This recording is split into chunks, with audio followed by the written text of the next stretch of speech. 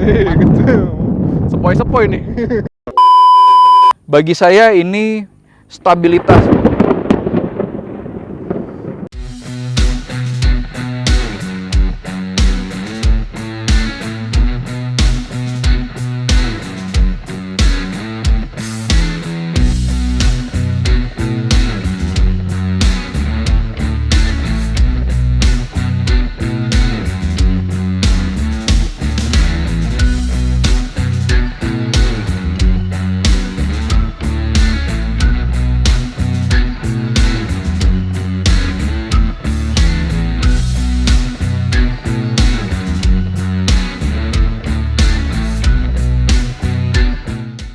Teman-teman, selamat datang di channel Grit Auto. Ini adalah Mitsubishi Xpander Cross yang paling baru.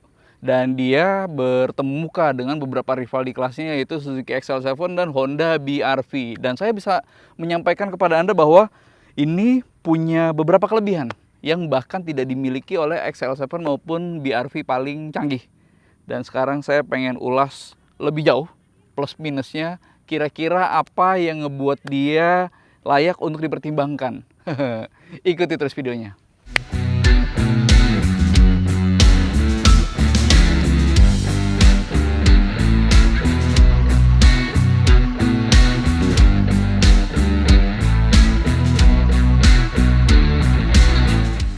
Dan by the way, ini merupakan Xpander Cross CVT Premium Package, teman-teman. Yang paling mewah, yang paling mahal di semua line up produknya Xpander Cross. Dan kalau ditanya apa yang berubah, apa yang baru dari tampilan Xpander Cross yang terakhir, generasi terakhir ini, paling cuma grill sih, nggak banyak. Mungkin kalau teman-teman ngelihat Xpander gitu, bahannya kan lumayan banyak gitu ya. Tapi kalau di Xpander Cross itu bahkan dia nggak dapet headlamp Xpander yang baru. Dia bahkan nggak dapet headlamp yang baru seperti yang di Xpander gitu. Tapi supaya lebih detail, Han, sini dong. Oh iya, siap. Merenung aja. Lagi Maaf, healing loh. iya lagi healing deh gue. Ini kita mau ceritain ke teman-teman lagi nonton yang mungkin lagi tertarik sama Xpander Cross. Yes, jadi kira-kira apa saja ubahan dari Xpander Cross menjadi yang sekarang ini. Ini jadi Xpander Cross 2022 ya? Ya, ini 2022. Meskipun rilisnya di akhir 2021. Iya, benar. Ini menurut saya nih, ini kaget nih sih. Kalau ngelihat Xpander, kalau ngelihat Xpander itu perubahannya banyak banget. Lampunya T-shape, terus grill depannya juga baru, lampu belakangnya juga T-shape. Pas ngelihat Xpander Cross, lah ini perubahannya apaan aja ya? Soalnya nggak kelihatan banget. Ternyata Xpander tuh bahkan sampai ground clearance-nya, Han, yang meninggi. Benar. Kalau sekarang sih dilihat secara keseluruhan nggak banyak ubahannya. Bener-bener nggak banyak. Nah, kalau yang sekarang nih Mas Boy, ini grillnya jadi hitam aja. Sama tulisan Xpander Cross-nya juga jadi hitam nih. Hitamnya pun juga hitam glossy gitu ya? Iya, hitam glossy. Nah, ini bisa jadi berubah nih dalam waktu mungkin dalam waktu dekat kali ya. Iya, ini jadi ada isu yang ada isu lumayan kuat. Ini kuat banget nih. Jadi di Pangkalan Data Kekayaan Intelektual Indonesia nih sudah terdaftar desain Xpander Cross facelift. Jadi dia udah dapet, nih isunya nih, dapet lampu T-shape sama kayak Xpander. Terus depannya juga baru, belakangnya juga baru, bumpernya juga baru. Jadi apapun baru nih kayak gini. Itu sebenarnya jadi kabar baik. Iya. Dan mungkin ini jadi info yang penting buat teman-teman yang lagi ngincer Xpander Cross. Jadi supaya ditahan dulu nih, supaya dapat nanti model yang baru. Nah, itu pun juga membawa kami ke pertanyaan, kenapa nggak dari dulu? Iya, kenapa nggak waktu bareng sama Xpander? Gitu. Tapi yang pasti gini, kita memahami bahwa apa yang dilakukan Mitsubishi dengan tidak memberikan headlamp yang baru seperti yang di Xpander gitu ya, itu upaya Mitsubishi yang ini gitu. Sepoi-sepoi nih. Nah, itu upaya Mitsubishi untuk memberikan diferensiasi antara Xpander Cross dan Xpander. Cuma kita pikir mestinya yang dapat keistimewaan Xpander Cross, yang dapat yang baru gitu ya. Tapi ternyata nggak, cuma itu dia. Nanti akan ada Xpander Cross yang facelift yang mungkin lebih oke gitu. Tapi di luar dari itu, secara ground clearance dia tetap di 220, teman-teman. Ini yang CVT.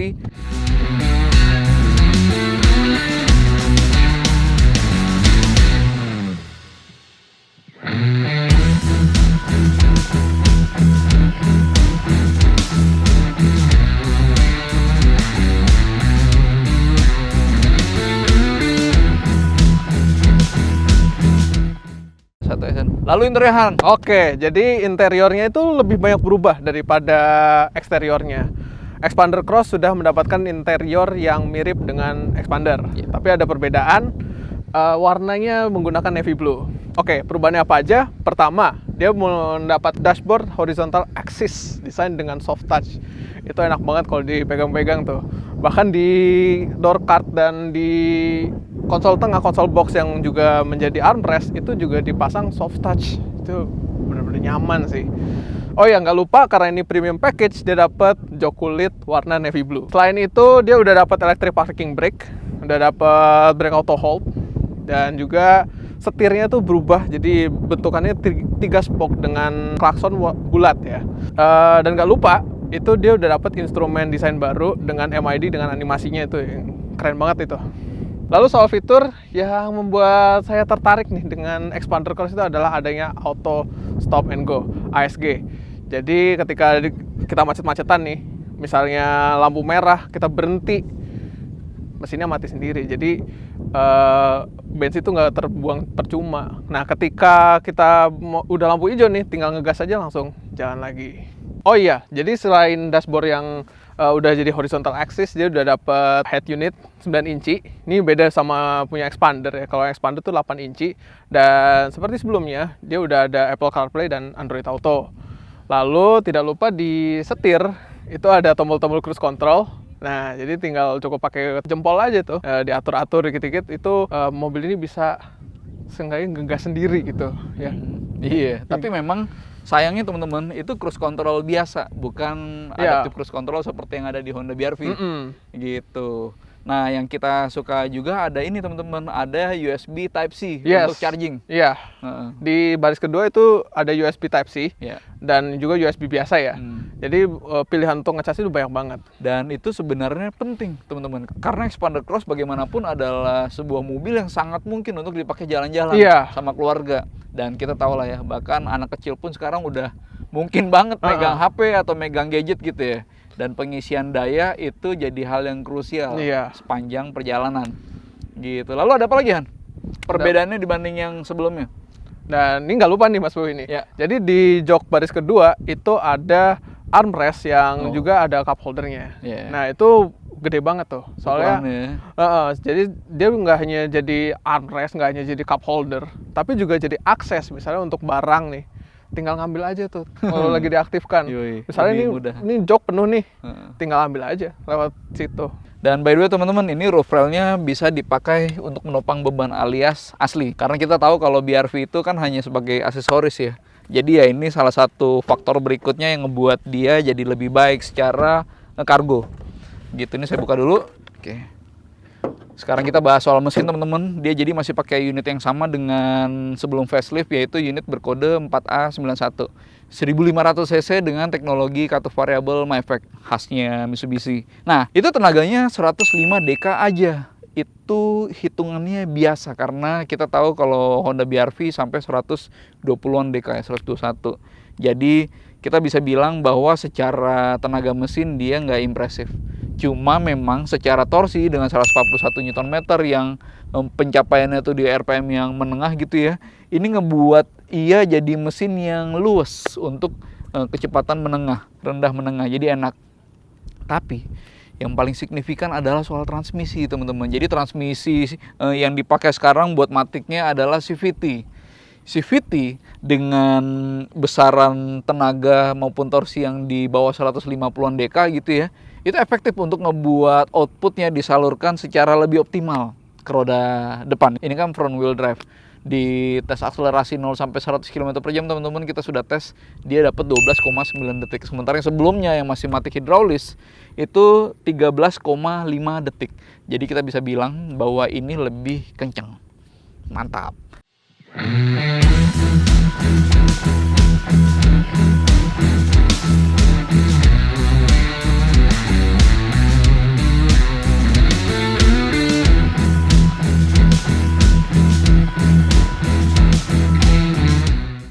Lalu untuk konsumsi bahan bakar ini juga terbukti lebih irit teman-teman dari yang sebelumnya yang pakai Matic hidraulis biasa.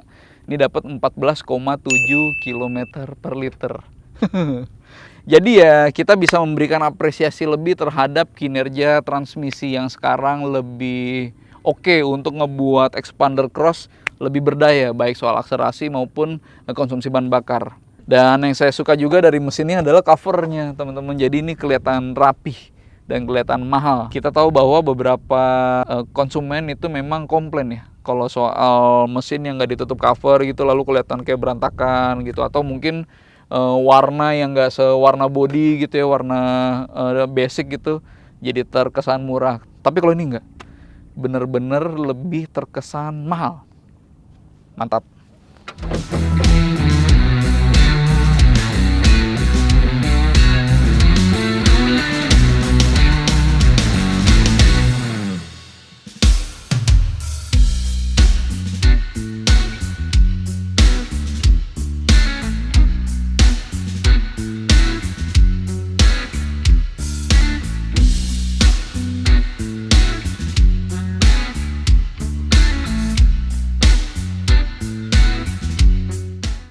Kemudian impresi berkendaranya teman-teman. Yang kita perlu pahami adalah ini mobil tinggi, ground clearance-nya sampai 220 mm yang matic, yang CVT. Sementara kalau yang manual tuh lebih tinggi lagi tuh, di 225 mm. Titik terendahnya itu mestinya sih berada di bawah penahan untuk transmisinya, karena ya perbedaannya antara yang matic sama manual itu dari transmisinya kan. Dan dengan ground clearance yang tinggi itu memberikan hal yang diperlukan bagi expander cross, yaitu ketenangan ketika ngelewatin jalan berlubang. Tadi saya lewat jalan yang lubangnya lumayan dalam gitu ya, rasanya tenang karena jauh dari kata mentok. Bener-bener nggak ada gejala mentok dek gitu ya yang bikin khawatir, nggak ada. Lalu ketika ngelewatin kubangan air yang mungkin agak dalam gitu ya, itu pun juga bisa memberikan ketenangan hati. Jadi ground clearance adalah hal yang bisa memberikan driving impression lebih positif. Kenyataannya teman-teman, expander itu pada akhirnya mengikuti expander cross ketinggiannya. Dan kita tahu bahwa Indonesia dengan kondisi jalan yang beragam, yang mungkin untuk ketemu jalan jelek gitu ya, butuh ground clearance tinggi. Lalu dengan ground clearance tinggi apakah berkonsekuensi sama bantingannya jadi keras supaya nggak terlalu limbung gitu? Ternyata enggak. Expander cross dan expander itu terkenal sebagai mobil yang bantingan suspensinya empuk, dan ini terjadi juga nih, bahkan lebih baik. Jadi di kemunculan yang terakhir ini Mitsubishi melakukan set ulang suspensinya agar secara bantingan lebih stabil namun tetap nyaman. Itu yang menjadikan dia punya impresi berkendara lebih positif bagi mereka yang suka kenyamanan. Dibanding Honda BR-V, dia lebih empuk. Dibanding Suzuki XL7, dia juga lebih nyaman.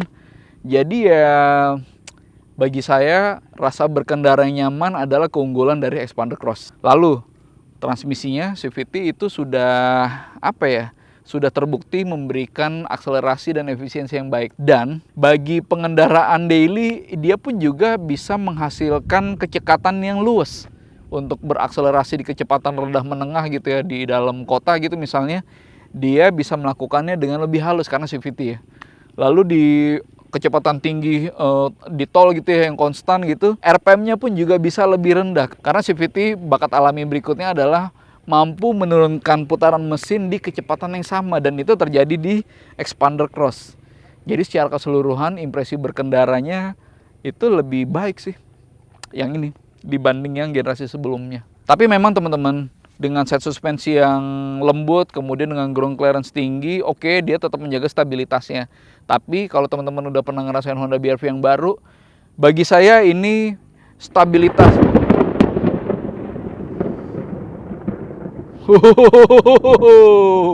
Wih, mantap. Secara pengendalian dia tetap belum bisa sesigap atau secekatan Honda BR-V. Honda BR-V kan emang lebih rigid gitu ya set suspensinya. Untuk menikung kencang dia belum bisa seenak untuk bermanuver dibanding Honda BR-V. Jadi teman-teman mesti tahu ekspektasinya bahwa ini mobil dengan ground clearance tinggi, dengan set suspensi yang orientasinya ke kenyamanan.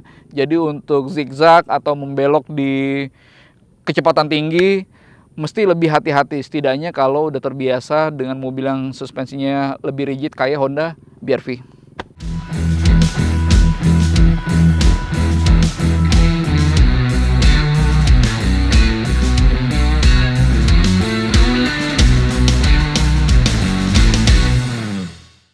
Kalau soal kepraktisan kayaknya ini jadi keunggulan juga teman-teman, karena ini sangat praktis. Tempat penyimpanannya banyak.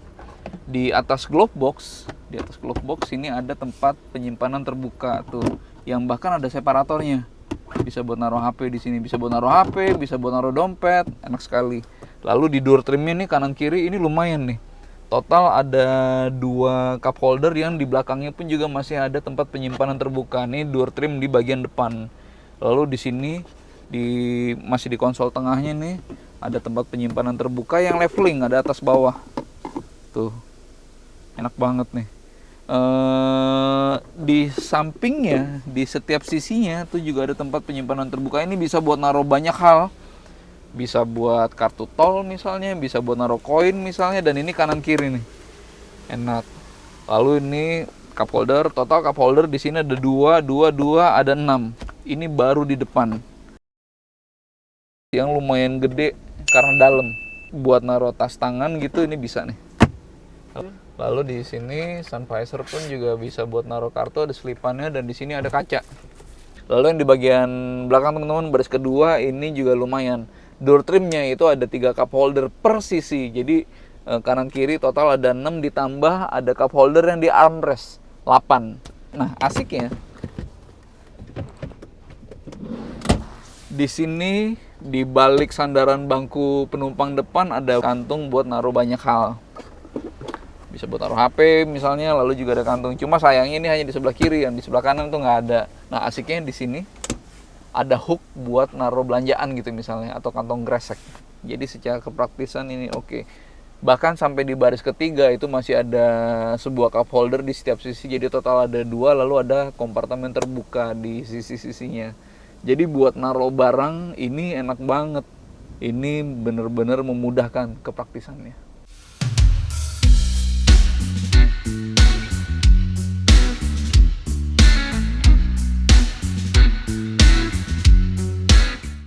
Kemudian soal akomodasinya teman-teman. Hello. Oke, ini jadi ada bangku dengan pengaturan yang menurut saya oke buat ukuran mobil modern. Dia jelas ada slidingnya, bisa maju mundur, kemudian ada recliningnya, bisa rebah tegak, dan dia juga ada head adjusting, bisa di-adjust naik turunnya. Kemudian kalau setirnya itu dia bisa maju mundur, bisa naik turun, tilt and telescopic. Yang saya suka dari Expander Cross seperti Expander adalah soal akomodasi, terutama legroom yang fleksibel.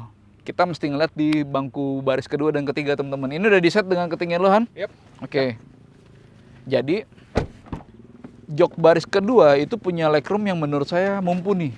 Teman-teman, ini ada reclining, dia bisa rebah tegak. Kemudian legroomnya itu paling deket bisa di sekitar 4 jari ya, 4 sampai 5 jari. Lalu kalau di paling mundurin ini bisa sekitar 10 jari, 9 sampai 10 jari, yang mana itu udah cukup lega, teman-teman. Gitu. Lalu kalau untuk headroomnya dia bisa di sekitar 8 sampai 10 jari. Gitu. Nah, bagaimana dengan jok baris ketiga? Apakah oke untuk penumpang dewasa? Han, tunjukin Han. Yang saya suka adalah di baris ketiga teman-teman, setelah jok baris kedua di set dengan legroom 5 jari, ini masih ada tersisa berapa jari, Han? Sekitar 4 jari. Ya bener, dia nggak yang lega-lega banget, tapi ini nggak sempit. Jadi bagi penumpang dewasa ini pun juga masih layak ya. Gitu. Headroomnya nggak lega sih, sekitar di 3 jari ya. 3 sampai 4. Gitu. Jadi buat 7 orang penumpang dewasa ini masih beradab.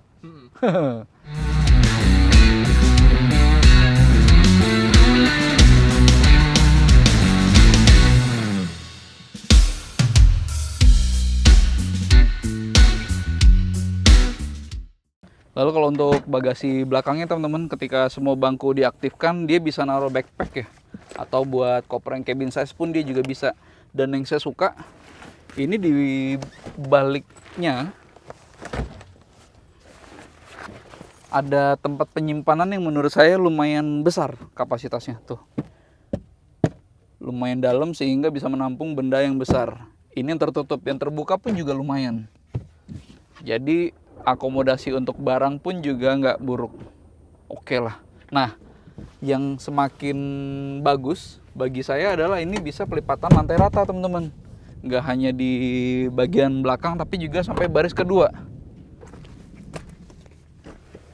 Nah, bener bahwa sudutnya menanjak, cuma dengan format lantai rata enak buat naro benda yang panjang gitu misalnya, nggak ada gundukan yang mengganjal.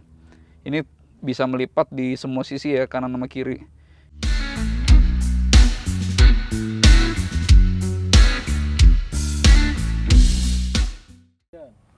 Dan sekarang kita sampai pada akhir ulasannya teman-teman, dibanding yang sebelumnya, pra facelift. Yang pasti dia secara performa lebih oke, karena dia bisa lebih kencang sekaligus lebih irit. Ini mobil dengan transmisi CVT, kayaknya secara kemampuan jadi lebih keluar gitu. Auranya makin bagus. Nah, nggak hanya soal kecekatan penggerak gitu ya, baik dari mesin maupun transmisi, tapi juga dari set suspensi. Kita tahu bahwa Expander adalah mobil yang terkenal nyaman, Expander dan Expander Cross. Kalau Expander Cross dibanding sama XL7 atau BRV gitu, dia sudah terkenal dengan bantingan suspensi yang lembut, dan itu terjadi dan lebih baik soal kenyamanannya dibanding kedua rivalnya. Jadi secara pengendaraan ini adalah mobil yang semakin baik teman-teman. Dan teman-teman, rasa berkendaranya juga semakin positif berkat kekedapan kabin yang lebih baik. Jadi kalau dibanding sama Suzuki XL7 atau Honda BRV, road noise-nya tuh lebih rendah desibel meternya. Dia lebih senyap ketika berjalan. Secara value, harganya adalah kompromi yang berada di tengah-tengah antara Honda BRV yang Honda Sensing yang paling mahal dengan Suzuki XL7 FF yang paling mahal. FF itu Suzuki XL7 di sekitar 300 jutaan, belum ditambah diskon ya. Kemudian ini 320 jutaan dan Honda BRV itu di 340 jutaan. Jadi bagi teman-teman yang concern soal budget, ini adalah pilihan yang menurut saya secara harga value-nya lumayan. Dan ground clearance-nya juga fleksibel, ngebuat dia lebih enak ngelewatin jalan yang lebih beragam. Potensial buat teman-teman yang suka road trip gitu, bawa ke jalan yang mungkin lebih mudah ketemu jalan jelek, bukan off-road ya, jalan jelek gitu. Sehingga di titik itu saya bisa memberikan kesimpulan bahwa ini adalah mobil yang lebih baik secara performa, secara kenyamanan, dan fiturnya juga lebih baik dibanding generasi sebelumnya. Dan secara harga bisa jadi ini adalah kompromi yang oke dibanding dua rivalnya, Suzuki XL7 dan Honda BRV gitu. Mungkin itu dulu teman-teman dari saya. Jangan lupa di like sama di subscribe supaya teman-teman dapat info kalau ada video baru dari Grid Auto. Terima kasih.